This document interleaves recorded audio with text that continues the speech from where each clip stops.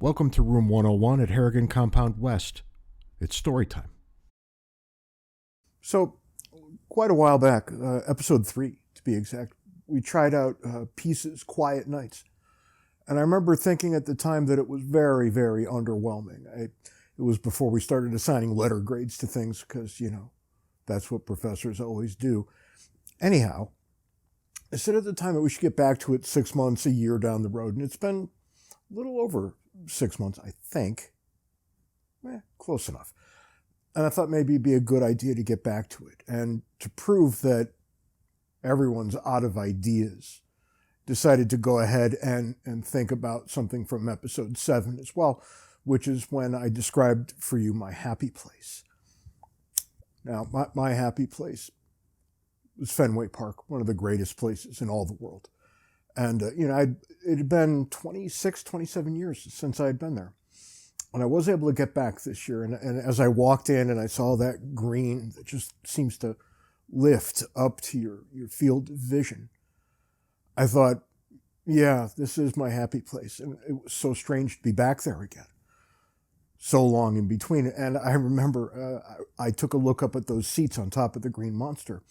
And I figured, I should come back and maybe try one of those. That seems like a really nice place to see a ball game. And I looked them up and they're like $500 to $1,000 a piece. So that goal just disappeared. The bucket list is one item shorter at this point, not for having done it, but for having thrown it away. Anyway, thinking back to when I declared Fenway to be my happy place, it was the first time the wife and I walked into a birthing class. You might ask, as I did, why on earth we need a birthing class? My attitude pipes up here in this way in just a minute. But we did this birthing class for our first child, who was born in the great state of Utah, where we lived at the time. And I was 33, and the wife was 28 when this occurred. And we figured, well, we're kind of average, par for the course, first-time parents. And turns out that's not so true. And it's especially not so true in Utah. Turns out we were really, really late to the party.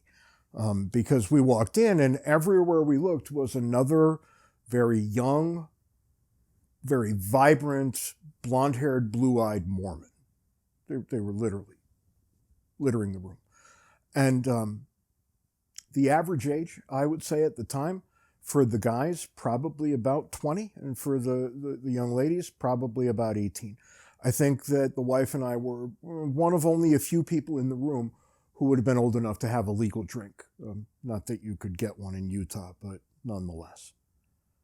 And I started doing some math in my head, and I'd figured out how Mormon culture, in Utah Mormon culture expressly, worked to some degree, as much as an outsider could. Fun fact, only in Utah can a Jew be a Gentile. All non-Mormons are known as Gentiles in Utah. Strange, I know. So there I was, a Gentile, walking in to the birthing class. And what happened here was that the young men would go off on mission, and at the time they were going when they were 18. And they'd do 2 years, they would come back, and they were more or less expected to be married within the year. And then they were more or less, again, expected to be expecting or parents the year after. So what ends up happening is a lot of very young people give birth to a lot of even younger people. You could conceivably be a grandparent in Utah at age 42. Let that sink in for a minute or two. Anyway, we walked in, and the only other person who was really even approaching our age was the woman running the class, and she was a world-class hippie. I looked at her, and I could smell the patchouli before I walked into the room. And she started talking, as these people often do, and she was going on and on and on about what you have to do to plan on being pregnant and giving birth. And my displeasure must have been reading on my face, because she grabbed a hold of me in one of the breaks that we took, and she said, "Are you having a good time?" And I said, "Well, no, not especially. There's lots of things I'd rather be doing now." And I could see the wife is getting embarrassed standing off to the side. And she said, but you have to come and you have to do a good job. And I said, but why? And she said, what do you mean, why? I said, well, if everything goes the way everything always goes, I won't make a difference one way or the other. The wife will go into labor, she'll give birth, everything will work out, and they'll hand me a baby. Well, that's exactly what would happen, right? There's literally nothing I can do, pro or con, to make anything any different. I could make it better or worse, but I can't make it any different. And she said, no, I guess that's right, but you have to learn how to cope. And I'm thinking, sister girl, I'm coping right this second. You have no idea. And she would put an elastic band around her wrist, and she would hold her wrist up to all the women in the room, and she'd say, you have to do this when the pain comes, because this will make it feel so much better. It will focus your mind. And I'm thinking, I don't think this woman knows what pain is if she thinks an elastic band around the wrist can somehow make it all better. Anyway, we sat there and we did this thing for God knows how long. And finally I said, look, is there anything I can do here? Anything at all that will change the course of nature? He said, nope, no, there's not. And I said, we're done here. There's no reason for me to be here if that's true. The sales pitch was that somehow I could learn something. And to this day, I have no idea what the hell I was to have learned. Anyway, weeks come and weeks go, and the wife gets bigger and bigger, and it's starting to look like this is going to be a very large child if the growth in the wife is to be taken seriously. And it was, incidentally, 9 pounds, 9.5 ounces, which I can actually feel the women flinching out there. But there's probably 3, 4 of you watching this right now. Hey guys, so fun fact about this channel, if you look at the viewer statistics, our viewership is actually 100% male. So there aren't even 3 or 4 women watching this right now. And 9 pounds, that's an awfully big child. And come to find out, there was nothing that I could have done to make that birth any different, except this: I was out of town. That probably made it different in quite a significant way.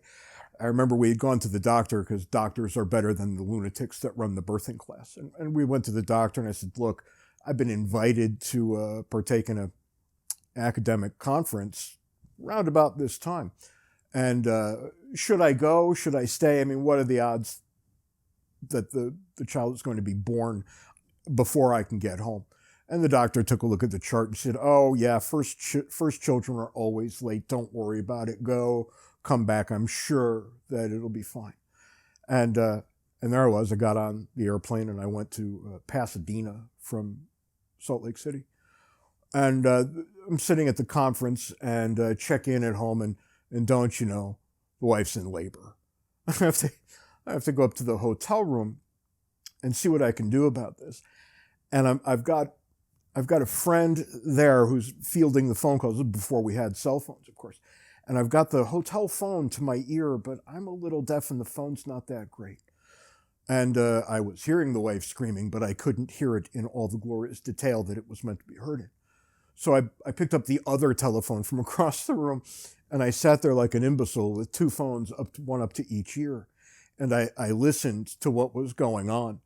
And it's a little disconcerting, right? Because what do you hear? You hear a lot of moaning, a lot of screaming, and then dead silence for a few minutes. And you think, okay, that's not good. Somebody's dead here. And then the screaming starts again, and you know we're back in play. And I listened to the entirety of the thing in this way, and it took quite some time. It was a couple, 3 hours. And there was complaining, and there was yelling, and there was hollering, and then I could actually hear that last little bit of it when the baby, in this case my oldest daughter, came into the world, and then that little scream that all babies do, that sounded pretty damn good to me, actually. When you think about it, it was the best possible outcome. And I hung up the phone and sat down and took stock and thought, well, I guess the birthing class didn't help at all. Probably not the lesson I was supposed to draw from this, but it's exactly the lesson that I drew from this. And I have 2 more children, Fiona first, Sophia second, Patrick third. And thankfully, I was never browbeat into going to birthing class again. I did make it into the room for numbers 2 and 3, which on balance is probably the right way to go. And I remember at the conference, everybody gathered into my room, and they were losing their minds that I was here. I was in California, and things had gotten out of control back in Utah. And I said, really, it's not that big a deal. This isn't even going to be a blip on the radar in my marriage. Nobody's going to care one way or the other. And they insisted that I go home, that I just cut my attendance short and get the hell out and go home. So I went ahead, I grabbed a flight, Southwest, God help us all. And off I went. And as luck would have it, the kind of the coup de grace here, the thing that proves that I wasn't thinking all that clearly, was I had to get a ride to the airport, and cabs just weren't happening. So I ended up with a limo. And I'm in the limo, and we're driving, and the limo driver says, I need gas. And I said, good for you. And he said, you have to pay for it. And I said, all right, I'll pay for it. And I got out, and I stuck my credit card in the pump the way you do. And it filled up, and that was that. And somehow I left my credit card at the gas pump, and it was used by dozens of people to fill up after I left. And I always wonder why it is that that's the sort of thing that happens to me, but never for me. What can you do? So I hopped on the Southwest, and I flew from LAX all the way back to Salt Lake City, at which point I got in my car and drove the hour and a half up to the hospital. And I walked in, I found maternity. And believe me, at a Utah hospital, maternity is one very big section. And I walked in, and the woman behind the desk looked at me and said, can I help you? I said, yes, I'm looking for my daughter. And she said, what? I said, I'm looking for my daughter. And she said, oh my God, and picked up the phone and said, code pink at maternity, which I later came to find out that means there was a kidnapping, which wasn't the case at all. I was just kind of the earliest version of an absentee father that I could have been, and I was looking to get back into everybody's good graces. And I'm standing there wondering what the hell's going on, and all of a sudden, the little room I was in was filled with officious people in uniforms of various kinds. And I looked up at the security guard and said, what the hell? And he said, I don't know, what the hell? And then we realized that somebody had overreacted, and it was neither of us. And they all went away, and they made me put a bracelet on. Apparently you need a bracelet to touch a baby in a hospital. Who the hell knew? And I put the bracelet on. I was allowed to go in the back. I was allowed to see the wife and daughter at the time. And I realized at that moment, as I looked at the two of them, the wife was holding the daughter at the time, I realized that from that day forward, I was going to be completely irrelevant. And indeed, I have been completely irrelevant every day since. And that's generally speaking for the best. It's how nature sets these things up, I suspect. And I'm happy to be irrelevant as long as everybody's happy, healthy, and moving in the right direction. So, Greg Pease, Quiet Nights. I have to say, I was puffing on this maybe for 10, 15 minutes before we started here. And it's better. It's not only is it better, it's much better. This was something that I was so ambivalent about that I might have just traded it all away for almost nothing. And I think I'm going to be keeping this around because however mediocre it was when I first tried it, I'd say we're up to A- territory here. This is really, really good stuff.